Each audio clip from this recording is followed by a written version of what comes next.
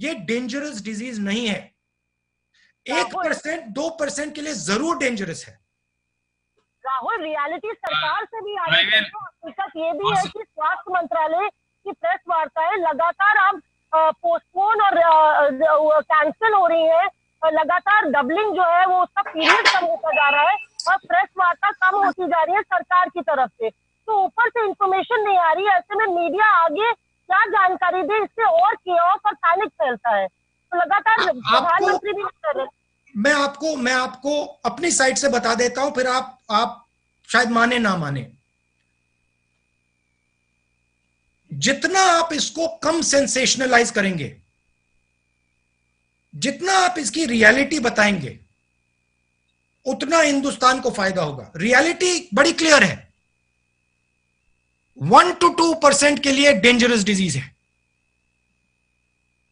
95% लोगों के लिए, 99% लोगों के लिए ये डेंजरस डिजीज नहीं है। और ये जो माहौल, डर का माहौल है, इससे हमें निकलना ही पड़ेगा। और जितना जल्दी हम निकलेंगे उतना जल्दी हम नॉर्मेलिटी में जा सकते हैं। तो मेरी भी जिम्मेदारी बनती है, आपकी भी जिम्मेदारी बनती है, प्रधानमंत्री की भी बनती है। आज हमें ये भूल जाना है कि मैं जर्नलिस्ट हूं, मैं कांग्रेस पार्टी का हूं, मैं आरएसएस का हूं, मैं बीजेपी का हूं। नंबर 1 मैं हिंदुस्तानी हूं। हिंदुस्तान में डर मिटाना है और हिंदुस्तान की जो इकोनॉमिक सिस्टम है वापस उसको पटरी पे लाना है। Thank you, sir. May I go to Anand Patel from India Today? Anand ji. Hello, Rahul ji. Can you see yes, me? I can, Anand. Yeah. So, no, this pandemic crisis, everybody believes that this is also an opportunity for India to invite investment. And the recent suspicion among the businesses operating out of China have offered a great opportunity for us to open our doors for long-term investment. But do you think our government is doing enough? Do you have any suggestions to offer? Frankly, now is not the time to think about what we will do 5 years from today. Now is the time to think about what we are going to do now, this minute, immediately. So if we do not act now, if we do not protect our small and medium businesses now, if we do not protect our migrants now, if we do not do income support now, we will not have an economy. To be very blunt with you, there'll be no competition. Right. I will discuss with you after the COVID crisis what I think we can do about competition with China. Also, I don't think you should underestimate Chinese business strength. There is a very strong foundation there, but we have also a very strong foundation. But let us not discuss what can be discussed 5 months from now. Let us discuss what has to be discussed now. I won't be able to discuss with you 5 months from now what can be done now. That opportunity will go. Thank you. Vijay Lakshmi from India TV. Am I audible? Yeah. Yes, you are audible. Hi, कैसे हैं राहुल जी? नमस्कार. I'm okay. How are you? I'm good. मैं इधर हूँ, आपको दिख रही होंगी. I'm raising my hand. I know, but you're outside. You're not in the office. I am also. I'm at Vijay Chowk at this moment, so we are not in office. Most of the time we are on field only. Rahul ji, मैं आपसे पूछना चाहती थी job creation पर, क्योंकि बहुत सारे लोग बेरोजगार हुए हैं इस पूरे कोविड-19 की प्रक्रिया के दौरान. इनफैक्ट विदेशों से भी काफी सारे भारतीय हैं, 2 लाख के करीब भारतीय जो खाड़ी देशों से वापस आएंगे. तो आपको लगता है कि ऐसे लोगों के लिए भी एक रिहैबिलिटेशन पॉलिसी होनी चाहिए जो अपनी जॉब लूज करेंगे? माइग्रेंट वर्कर्स को हम देख ही रहे हैं.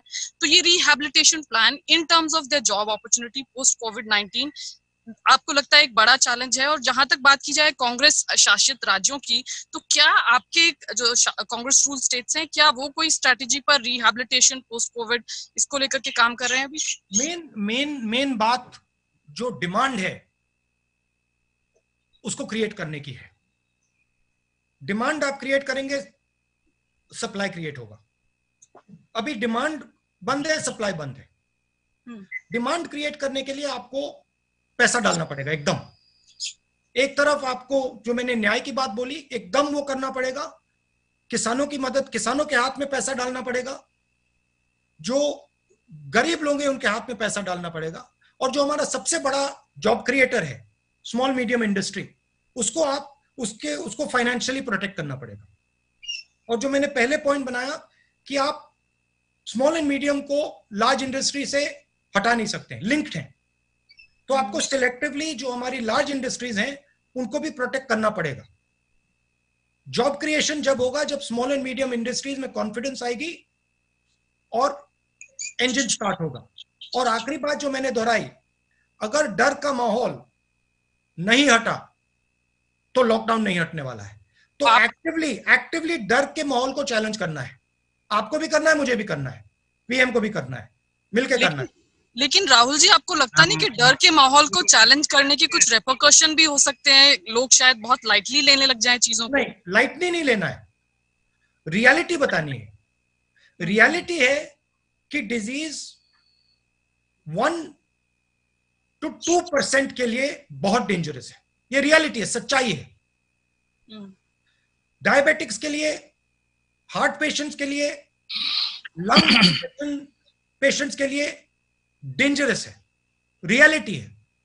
मगर जो हेल्थी लोग हैं उनके लिए ये डेडली डिजीज नहीं है।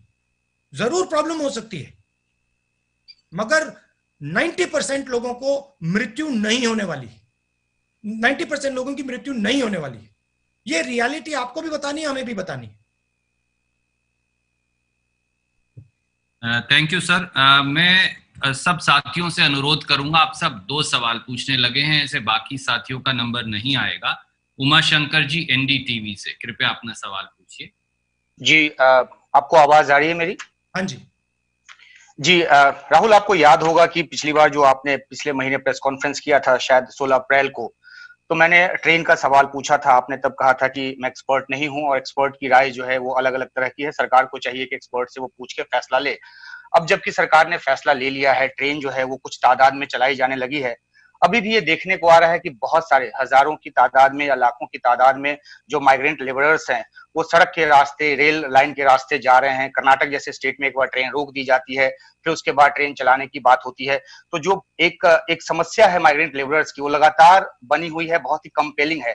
तो क्या आप सरकार को ये सुझाव देंगे कि जब ट्रेन चलाने का फैसला कर लिया है तो इसको थोड़ा ज्यादा तेज करे, तमाम मेडिकल प्रोटोकॉल को साथ रखते हुए, ताकि ये जो आवाजाही का जो काम है वो जल्दी पूरा किया जा सके और दूसरी चीजों पर कंसंट्रेट किया जा सके?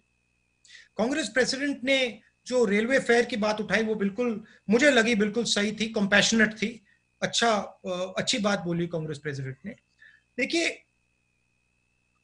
सेफली करना चाहिए, आप जितना भी टेस्ट कराना चाहते हैं कराइए, मगर जो माइग्रेंट लेबर का जो हक है, जो राइट है, वो उसको मिलनी चाहिए।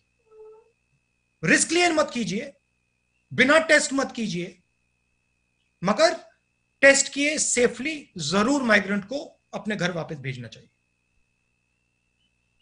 Thank you sir. न्यूज 18 से अरुण कुमार सिंह जी, न्यूज 18 से अरुण कुमार सिंह। या बताइए। अरुण जी। राहुल जी, आपको मेरी आवाज आ रही है? हाँ जी।